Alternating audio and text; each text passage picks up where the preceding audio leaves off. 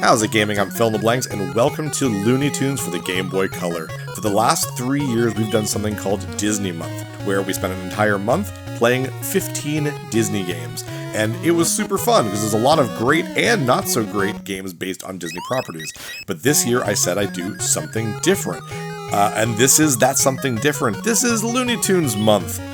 I actually don't really want to call it Looney Tunes Month because we're not doing a full month of it. We are still doing 15 full games, but we are doing one game every single day for 2 weeks for 15 full games.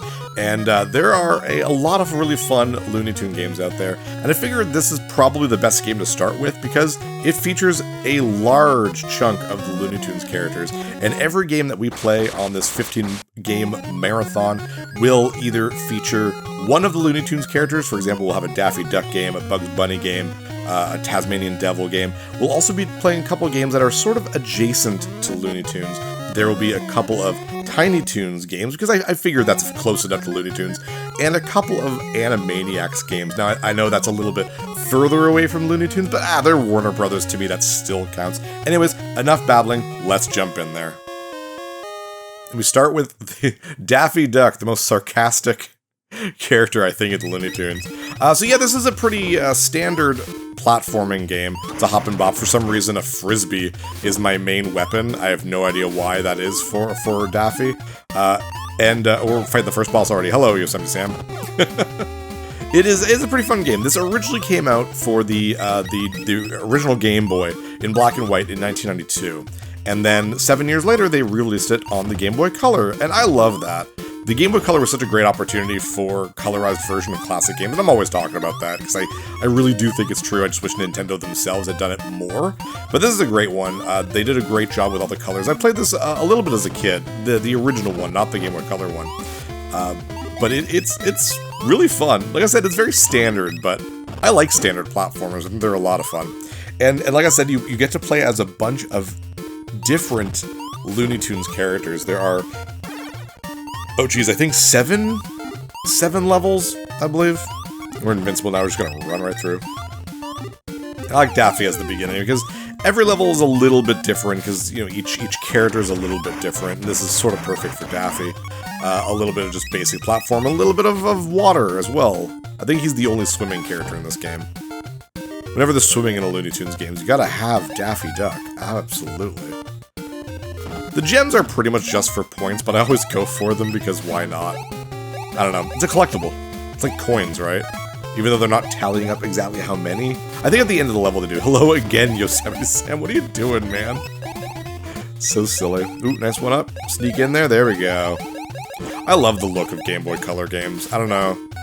The colors that's possible on its palette is just pleasing. I really like the Game Boy Color era. Same time as the N64 era, the late N64 era. What was it? It was 97 or no, 98 was the Game Boy Color, I believe. Yeah, until 2001. Oh, well, I'm dead. Till 2001, where the Game Boy Advance came out. But the Game Boy Color kept going for a little bit. But the early Game Boy Color stuff is what I really liked. When you got later on, they started to try to do, like, I don't know, like, not realism, but the kind of, like, pre-rendered characters. Like, on a Game Boy Color? Come on, what are you doing? The Game Boy Advance went through that, too. Where a lot of games were just like, oh, this is slop. It just felt bad. The Game Boy Advance, considering its short lifetime, it had a lot of games, and a lot of it was crap. I mean, that's true with the Game Boy and the Game Boy Color. Like, the Game Boy lineup was just easier to make games for, so it makes sense that... Are you coming alive or what? There we go. It makes sense that there'd just be a lot of trash for it, but finding the fun games, just like the simple fun games, they're not going to stand out. This is not Super Mario Land 2, 6 golden coins, but this is just fun. And that's all I wanted when I was a kid for a Game Boy game. It just needed to be fun. Oh yeah, it doesn't tally up the crystals or gems here either. That kind of sucks. I'd like to know the number. Well done! Take it easy. Thanks, game. And then you get bonus rounds after every level, and I am not 100% sure on this, but I don't think the bonus rounds were in the original Game Boy version, because I don't remember them. So, maybe, I'm not sure, it doesn't really matter. Adds a little bit of time to this Let's Play, but that's okay by me, because you get a little bit of extra time with all these characters. Pretty standard grab the gems. A little bit of time down there. 8, 7, 6, 5. Again, this is just for points, so it doesn't really matter. But it is fun.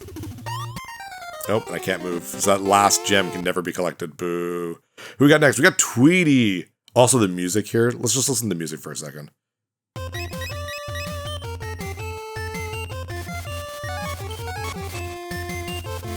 You wait for me, Sylvester. Jeez, oh, that was funny. I love this music. This game is pure Sunsoft. Sunsoft has some great music. If you don't believe me, go. Oh, it's so good.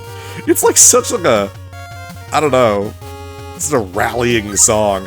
If you want good music from Sunsoft, play the NES Batman game or friggin' Journey to Silius, man. Sunsoft is great. They're like such an unsung hero. Blaster Master, I think that's them. Yeah, I like this level. Tweety just looks hilarious. They made him so tiny, which is great. I think it makes sense. Come back here, you. Oh, I can't. I've got to land and recharge my flight, I guess.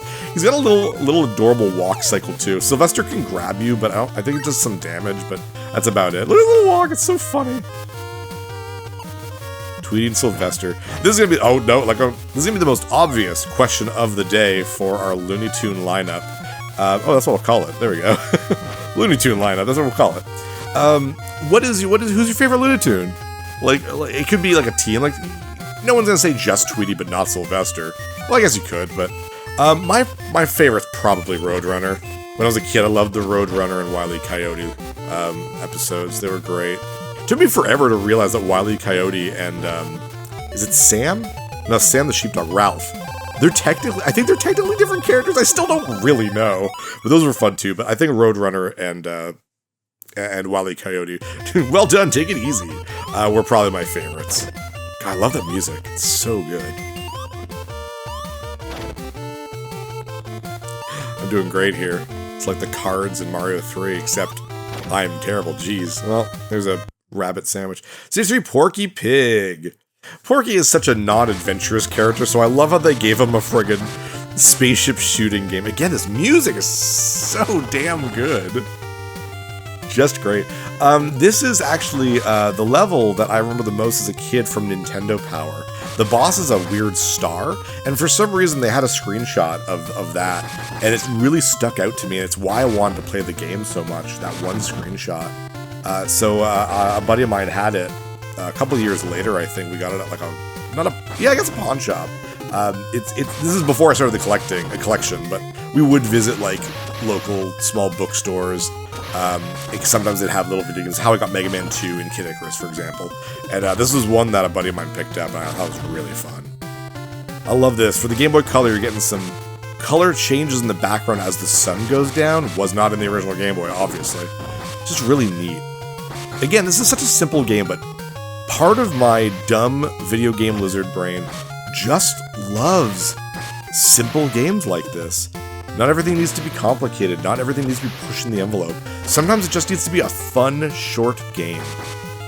Especially when these games, you know, they're like $5. Nowadays, a lot of these games are really cheap. There's the boss, the witch. It is not Witch Hazel, though. I don't think that's what this game classifies her as. Just the eyes. There we go. And now the star comes to life. And this is what I remember as a kid. It was so weird. Throws forks and spoons at you. No clue. No clue why. Do you remember that episode? Where I'm dead. But you start right there. Remember that episode of Porky Pig? Where he flew a plane and shot a star just trying to eat his meal with a fork and spoon. It's so weird, but I love it. Just adore it. Come on, die, man. Actually reminds me of Kirby's Adventure, where you fight the Nightmare Orb. Come on, die, man. I'm like almost gonna die again. There we go. Yeah. So fun. Yeah, Porky Pig. Not a super adventurous character, but I like how they included him anyways. Well done. Take it easy. Oh yeah. You got this, Porky. Very balloon fight. Well, okay, I messed that up already. Stage 4, Tasmanian Devil. This is less of a level and more of a bonus round. You can't die here. You're just trying to get all the meat, because it's Taz. Makes sense. Taz actually had a few really good games. We'll be playing one of them for the Looney Tunes lineup. I officially have made it that name now. Just a fun little fact into my family life. Taz is my mom's favorite Looney Tune character. She loves them and so we're a bit of a bowling family, or at least we were back in the 90s. And her spare ball, the ball she would use specifically to pick up spares because it was a straight ball, it wouldn't curve, was Tasmanian Devil. I love that. That's funny. So yeah, my mom's favorite is Taz. My dad's is Foghorn Leghorn, which if you knew my dad is absolutely perfect. Absolutely perfect. I don't know about my sister. We would all watch Looney Tunes. It was on in the 90s, and I mean, obviously, also the 80s and stuff, but I remember the 90s.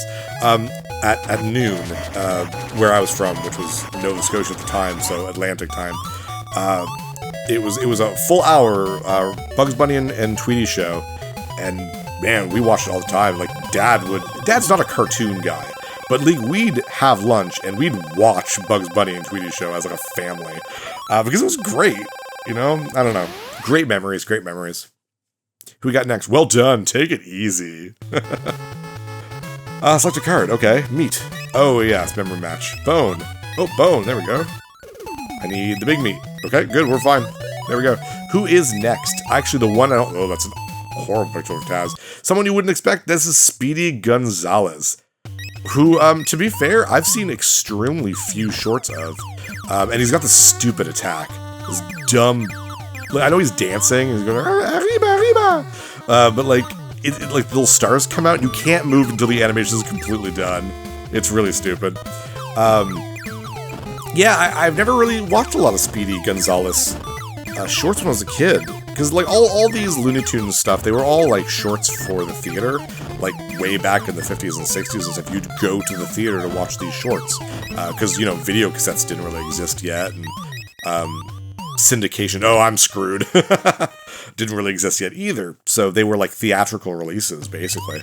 But for some reason, they didn't have a lot of Speedy. And I know for a while people thought he might have been offensive, though I've never actually heard of anyone actually being offended by him. And I'm wondering if that was already a thing by the time, like, I was, like, 5 in 1990 and watching the Bugs Bunny and Tweety show, and they just decided not to have a lot of Speedy Gonzalez stuff. Or maybe he just didn't have a lot of shorts. I honestly don't know. So, I think we're playing one of his games for this lineup as well. I'm looking into some of the games still, and there's a couple Speedy Gonzalez games. So I'll look into that, see if it's worth playing, because one of them was way too long. I think it was the one for either the Sega Genesis or the Super NES, maybe? Don't know what you are, Frog. You're not the singing frog. But yeah, it was like a 2-hour game. I'm like, no, these have to be quickies. They have to be an hour or less. So, and what I've noticed that a lot of the Looney Tunes games are a lot longer than the Disney games, and they all have a little bit more to them. The Disney games, a lot of them were really...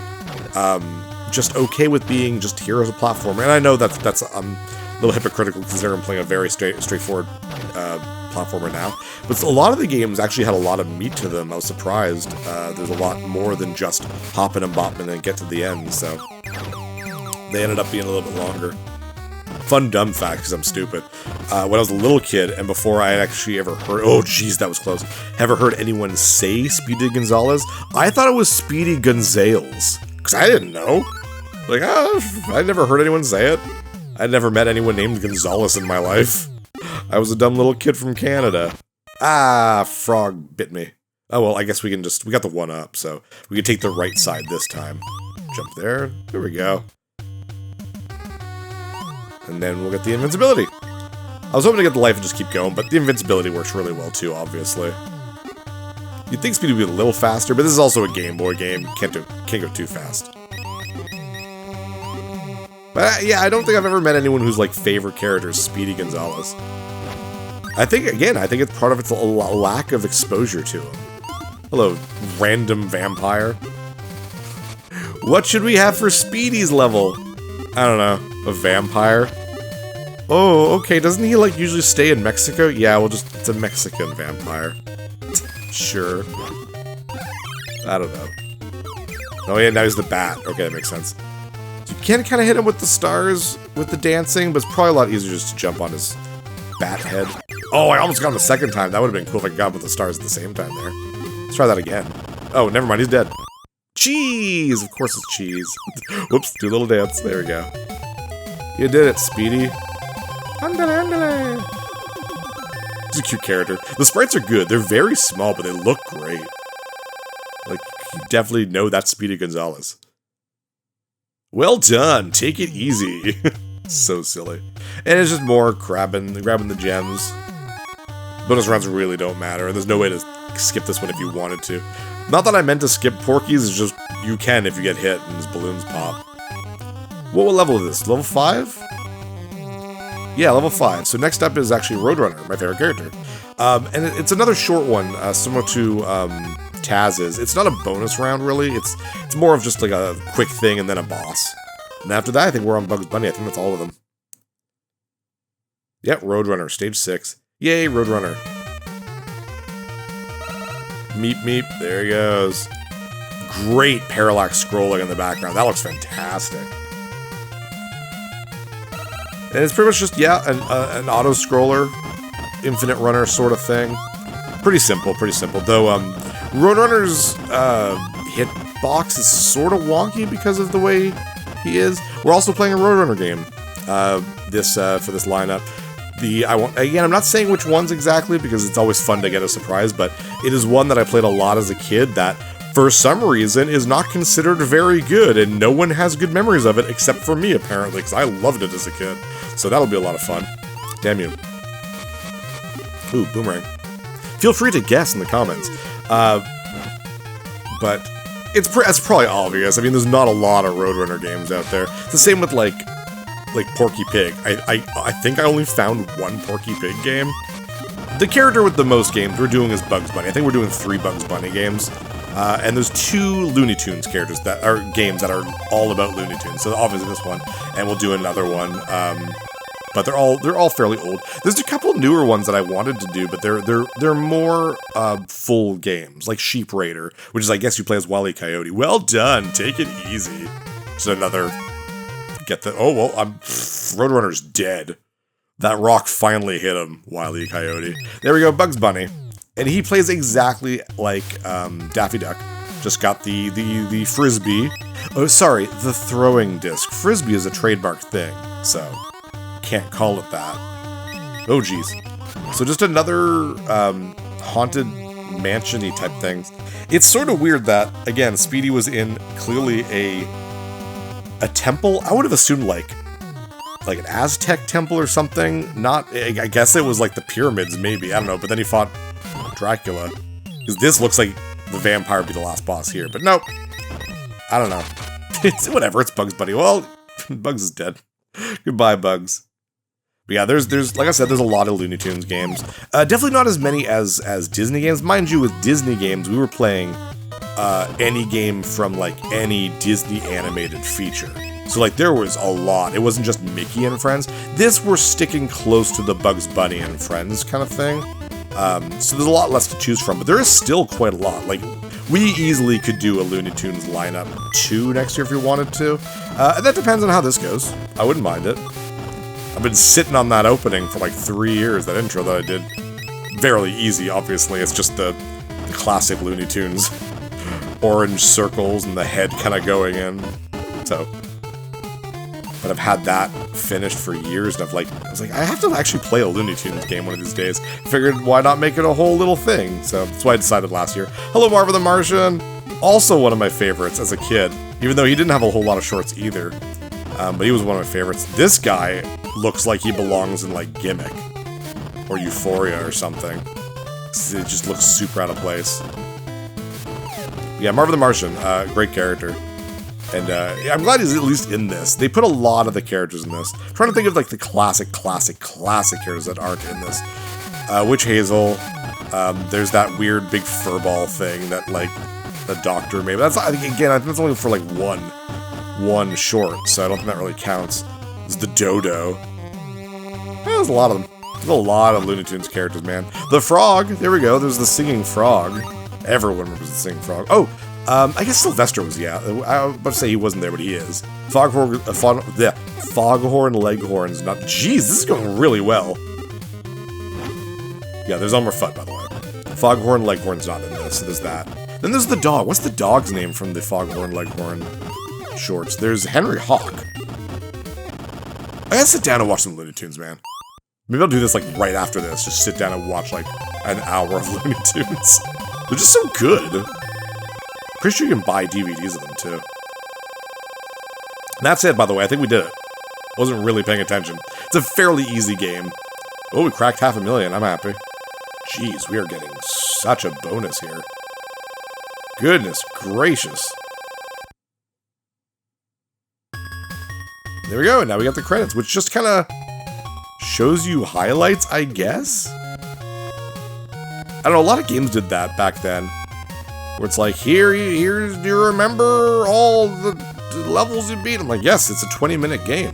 I very much remember. It's very easy. Oh, I guess Granny's not in this game.